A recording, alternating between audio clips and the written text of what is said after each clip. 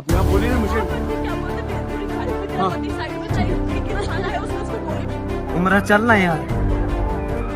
वही था, कोई दिसता जहांगीर तो यार।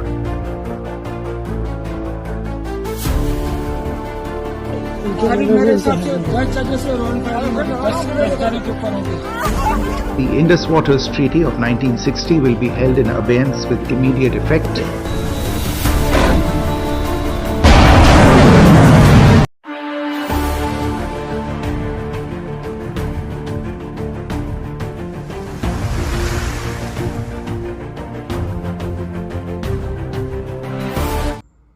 नमस्कार दोस्तों, मैं हूं राजेंद्र शर्मा और आप देख रहे हैं द रियल स्टोरी।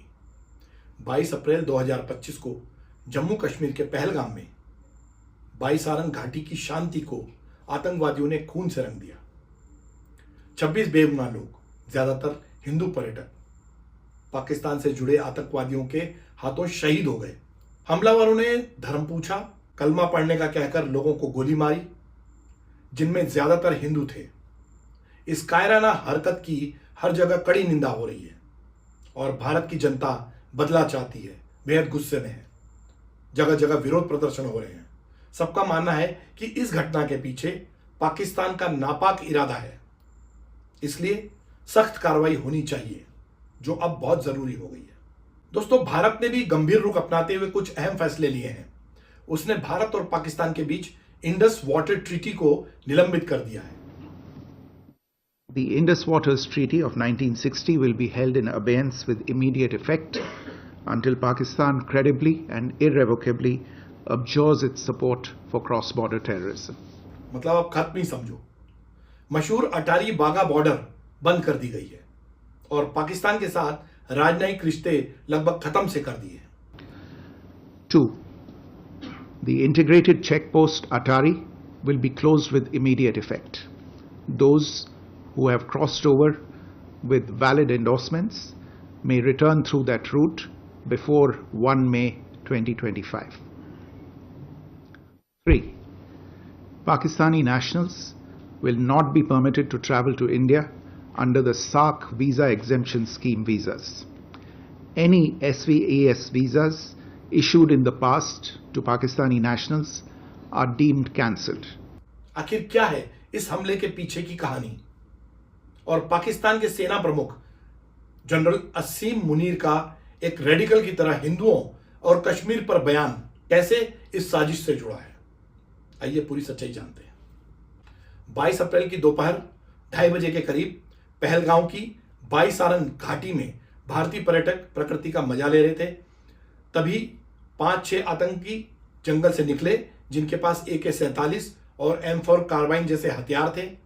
उन्होंने पहले तो लोगों से उनके नाम पूछे, हिंदुओं की पहचान के लिए कलमा पढ़ने को कहा कि कलमा पढ़िए, उनके पैंट उतरवाए, इतनी नीच हरकत की और फिर गोलीबारी शुरू कर दी।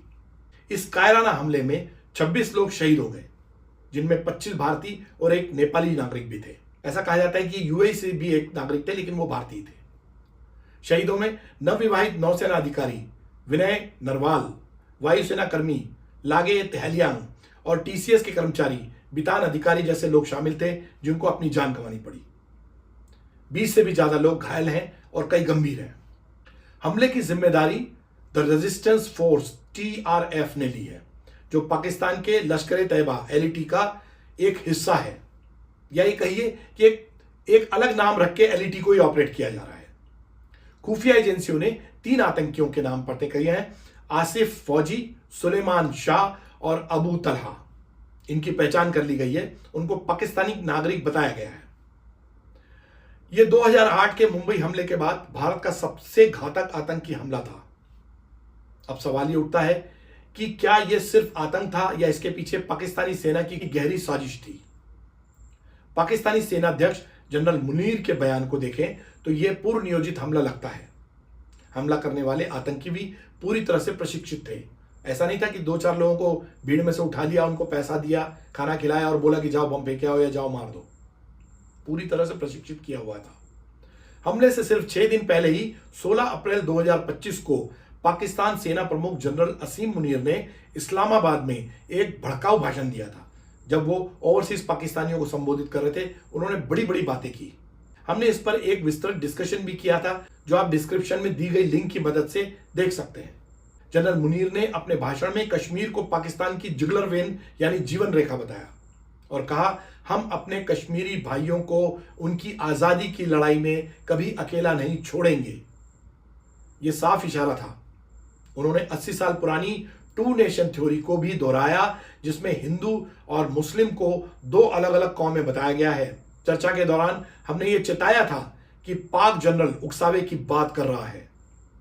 यह कहा जा रहा है कि अपना कार्यकाल बढ़ाने और जनता के बीच पाक सेना की जो नाकामी है, ऐसे अहम मुद्दों पर ध्यान हटाने के लिए जनरल मुनीर ने पाकिस्तान को मुसीबत में डाल दिया है। अब पाकिस्तान पे संकट के बादल गहराने लगे हैं। इस घटना के बाद भारत की खुफिया एजेंसियों का मानना है कि जनरल मुनीर का बयान आतंकियों के लिए ग्रीन सिग्नल था। टीआरएफ ने हमले को भारत की कश्मीर नीतियों, खासकर डोमिसाइल पॉलिसी के खिलाफ बताया, जो गैर कश्मीरियों को वहां जमीन खरीदने की इजाजत देती है। यह वही नैरेटिव है जो पाकिस्तान की आईएसआई सालों से फैला रही है। खुफिया सूत्रों के मुताबिक हमला अमेरिकी उपराष्ट्रपति जेडी वेंस की भारत यात्रा के दौरान हुआ, ताकि कश्मीर मुद्दे को वैश्विक मंच पर उछाला जाए, जानबूझ के पैदा किया जाए। आश्चर्य की बात है कि पाकिस्तान ने हमले पर सिर्फ औपचारिक दुख जताया, जैसे कि बहुत बड़ी बात नहीं हुई हो। रक्षा मंत्री ख्वाजा आसिफ ने इसे भारत का आंतरिक मामला कहकर पल्ला झाड़ लिया। पाकिस्तानी प्रधानमंत्री ने भी घटना की निंदा नहीं की। इससे साफ हो गया कि यह पाकिस्तानी सेना और आईएसआई की सुनियोजित चाल थी। इसमें ये सब मिले हुए थे और किसी तरह से पाकिस्तानी जनता को गुमराह कर रहे थे। दोस्तों, पहलगाम हमले ने भारत को गुस्से से भर दिया है। पूरा भारत एकदम गुस्से में है। लोग सोशल मीडिया पर पाकिस्तान के खिलाफ कड़ी कार्रवाई की मांग कर रहे हैं, मतलब कड़ी कार्रवाई करें, रिटेलिएट करें, हमला करें पाकिस्तान पर। सरकार ने भी कड़ा रुख अख्तियार कर लिया है। 23 अप्रैल 2025 को, मतलब एक दिन पहले, प्रधानमंत्री नरेंद्र मोदी ने सऊदी अरब का दौरा रद्द कर दिल्ली में cabinet committee on security CCS की आपात बैठक बुलाई। इस दौरान पहलगाम में इंटेलिजेंस और सुरक्षा में हुई चूक को लेकर भी चर्चा हुई। इस पर सरकार की ओर से केंद्रीय मंत्री किरण रिजिजू ने कहा कि सुरक्षा और इंटेलिजेंस में जो चूक हुई है उस पर चर्चा हुई और एहतियात बरतने की बात की गई, लेकिन उन्होंने इस मुद्दे पर कोई विस्तृत जानकारी नहीं दी। इस बैठक के बाद विदेश सचिव विक्रम मिस्री ने प्रेस कॉन्फ्रेंस में 5 ऐतिहासिक फैसले घोषित किए। ये 5 फैसले क्या है, इन पर चर्चा करते हैं। बहुत अहम फैसले हैं और पाकिस्तान और भारत के बीच ये दरार यहां से और खाई और बढ़ गई है। पहला फैसला है इंडस वाटर ट्रीटी का निलंबन। 1960 की यह संधि भारत से पाकिस्तान को 39 अरब क्यूबिक मीटर पानी देती है, जो उसकी खेती और अर्थव्यवस्था की रीढ़ है। भारत ने कहा है कि जब तक पाकिस्तान आतंकवाद बंद नहीं करता, यह संधि रुकी रहेगी। यह फैसला पाकिस्तान के लिए एक बड़ा आर्थिक झटका है, क्योंकि पाकिस्तान में 80% पानी की आपूर्ति सिंधु नदी से होती है, जिसका उद्गम भारत में है। दूसरा फैसला आया अटारी वाघा बॉर्डर बंद करने का ऐलान। भारत पाकिस्तान का यह एकमात्र व्यापार और आवागमन का रास्ता तत्काल बंद कर दिया गया है। वैध दस्तावेज वाले लोग 1 मई 2025 तक पाकिस्तान लौट सकते हैं, ऐसे आदेश जारी कर दिए गए हैं। तीसरा अहम फैसला आया कि पाकिस्तानी नागरिकों पर यात्रा बैन लगा दिया गया है। सार्क वीजा छूट योजना के तहत पाकिस्तानी यात्री अब भारत नहीं आ सकेंगे। इसके अलावा पहले से जारी वीजा भी रद्द कर दिए गए हैं और भारत में मौजूद पाकिस्तानी नागरिकों को 48 घंटे में देश छोड़ने का आदेश दे दिया गया है। यह जरूर है कि भारत के रक्षा मंत्रालय ने ऐसे हिंदू पाकिस्तानी नागरिक जिनका वीजा था उसको रद्द नहीं किया है, उनका वीजा बड़ा रहेगा। चौथा अहम फैसला था पाकिस्तानी सैन्य सलाहकारों का निष्कासन किया गया है। नई दिल्ली में पाकिस्तानी हाई कमीशन के रक्षा, नौसेना और वायुसेना के सलाहकारों को पर्सोना नॉन ग्रेटा घोषित किया गया है। उन्हें 1 हफ्ते में भारत छोड़ना होगा। पांचवा अहम फैसला है राजनयिक रिश्तों में कटौती की गई है। भारत ने इस्लामाबाद में अपने हाई कमीशन से सैन्य सलाहकारों को वापस बुला लिया है और पाकिस्तानी हाई कमीशन के, जो पाकिस्तान में जो हाई कमीशन है, उसके स्टाफ को 55 से घटाकर 30 करने को कहा है। तो अब यह भी कटौती हो गई है, राजनयिक भी अब कम हो जाएंगे, हालांकि पूरी तरह से बंद नहीं किया है। ये फैसले भारत पाकिस्तान के रिश्तों को दशकों के निचले स्तर पर ले गए हैं। गृह मंत्री अमित शाह ने कहा है कि आतंकियों और उनके आकाओं को करारा जवाब दिया जाएगा। रक्षा मंत्री राजनाथ सिंह ने भी उचित कार्रवाई का वादा किया है। इस दौरान नई दिल्ली में एक सर्वदलीय बैठक भी बुलाई गई जिसमें सभी दलों के नेता शामिल हुए थे, उनको बुलाया, उनको कॉन्फ्रेंस में लिया गया और इसमें सभी ने पाकिस्तान के खिलाफ कड़ी कार्रवाई पर अपनी सहमति जताई। साथ ही सेना के तीनों अंगों को पूरी तरह से अलर्ट पर रखा गया है। नौसेना ने ऑपरेशन आक्रमण के तहत आज युद्धाभ्यास भी किया। उसी की तरह आर्मी ने ऑपरेशन कटार चलाया। पहलगाम हमले की विश्व भर में निंदा हो रही है। इजराइल के प्राइम मिनिस्टर बेंजामिन नेतन्याहू, रूस के राष्ट्रपति व्लादिमीर पुतिन और नेपाल के पीएम केपी शर्मा ओली ने इसे बर्बर बताया है। अमेरिका के राष्ट्रपति डोनाल्ड ट्रंप और संयुक्त राष्ट्र के महासचिव एंटोनियो गुटेरेस ने हमले की कड़ी आलोचना की है, लेकिन पाकिस्तान ने सिर्फ औपचारिक सहानुभूति दिखाई और चीन ने तो चुप्पी साध ली है। भारत के इंडस वाटर ट्रीटी के निलंबन का पाकिस्तान ने विरोध किया है और हमले के आरोपों पर जवाब देने की धमकी भी दी है। इससे भारत और पाकिस्तान की सीमा पर गहमागहमी बढ़ गई है। दोनों तरफ की फौजें आमने सामने आ गई है। लाइन ऑफ कंट्रोल पर काफी गहमागहमी नजर आ रही है। दोस्तों, आपको बता दें कि इंडस वाटर ट्रीटी का निलंबन पाकिस्तान की अर्थव्यवस्था को बड़ा झटका देगा, क्योंकि उसकी 80% खेती इस पानी पर निर्भर है। लेकिन यह कदम अंतर्राष्ट्रीय कानून के तहत सवाल उठा सकता है। विश्व बैंक और यूएन पर अब मध्यस्थता का दबाव भी बढ़ता जा रहा है कि ये लोग इस पूरे मामले में मध्यस्थता करें और पाकिस्तान को किस तरह से राहत मिल सके। भारत ने लेकिन साफ कर दिया है, आतंकवाद और शांति एक साथ नहीं चल सकते। या तो आतंक का रास्ता अपनाओ या शांति का रास्ता अपनाओ। दोस्तों, सिंधु नदी और इसकी सहायक नदियों झेलम, चिनाब, रावी, ब्यास और सतलज ये हिमालय से निकलती हैं। सिंधु तिब्बत से शुरू होकर भारत के जम्मू कश्मीर और लद्दाख से गुजरती है और फिर पाकिस्तान में बहकर अरब सागर में मिलती है। तो ये नदी आप देखिए लद्दाख से निकलकर कहां तक जाती है। ये नदी तंत्र जो है, पांचों नदियों का ये नदी तंत्र 30 करोड़ से ज्यादा लोगों को कृषि, जल विद्युत और अर्थव्यवस्था इनको सहारा देता है। तो ये पांचों नदियां, इनका तंत्र जो है काफी लोगों को सहारा देता है। 1947 में भारत पाकिस्तान का बंटवारा हुआ तो सिंधु बेसिन भी बंट गया। रावी पर माधोपुर और सतलज पर फिरोजपुर जैसे प्रमुख हेडवर्क्स भारत में रहे, जबकि निचले क्षेत्र का पाकिस्तान इन जलों पर निर्भर था। 1948 में भारत ने कुछ समय के लिए पाकिस्तान की नहरों में पानी रोका, जिससे तनाव बढ़ा। इसके बाद विश्व बैंक की मध्यस्थता में 9 साल की लंबी बातचीत हुई। 19 सितंबर 1960 को भारत के तत्कालीन प्रधानमंत्री जवाहरलाल नेहरू और पाकिस्तान के तत्कालीन राष्ट्रपति अयूब खान ने कराची में सिंधु जल संधि पर हस्ताक्षर किए। तब से चल रही थी। यह संधि जल का समान बंटवारा सुनिश्चित करती है और दोनों देशों के बीच जल युद्ध को रोकती भी है। यह संधि भारत पाकिस्तान के बीच 3 युद्धों, मतलब 1947 जब बंटवारा हुआ था तब झगड़ा हुआ था, 1965 जब पाकिस्तान और भारत के बीच में हुआ था और 1971 जब सबसे बड़ा युद्ध हुआ था और पाकिस्तान ने सरेंडर किया था। और कश्मीर जैसे तनाव के बावजूद यह संधि कायम रही। इसे विश्व की सबसे सफल जल संधियों में से एक माना जाता है। लेकिन अब मामला उलट गया है और हालात अब पूरी तरह से बदल गए हैं। पहलगाम हमले के बाद प्रधानमंत्री नरेंद्र मोदी ने सबको चेताया है।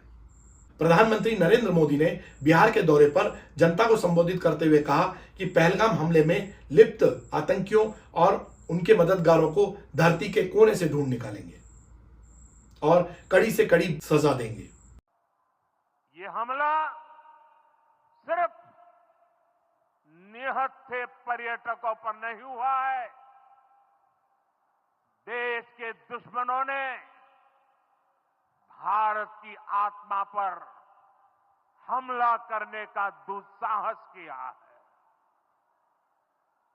मैं बहुत स्पष्ट शब्दों में कहना चाहता हूं, जिन्होंने ये हमला किया है उन आतंकियों को और इस हमले की साजिश रचने वालों को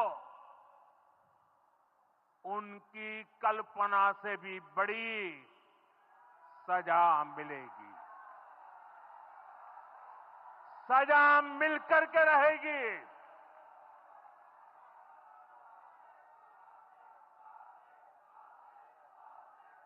अब आतंकियों की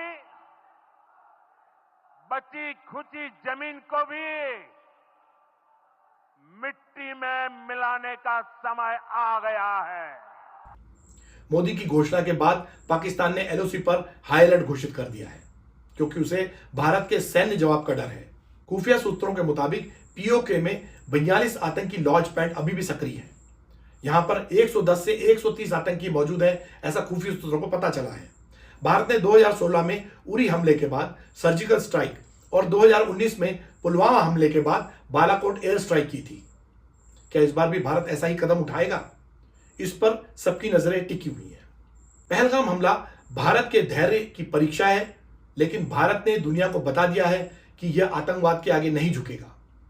द रियल स्टोरी के साथ इस सच्चाई को और लोगों तक जरूर पहुंचाएं। चैनल को सब्सक्राइब करें, वीडियो को लाइक और शेयर जरूर करें। कमेंट में बताएं, क्या भारत को अब और सख्त कदम उठाने चाहिए? क्या करना चाहिए? देश के साथ एकजुट हों और हमारे साथ भी बने रहने के लिए आपका बहुत बहुत शुक्रिया। जय हिंद।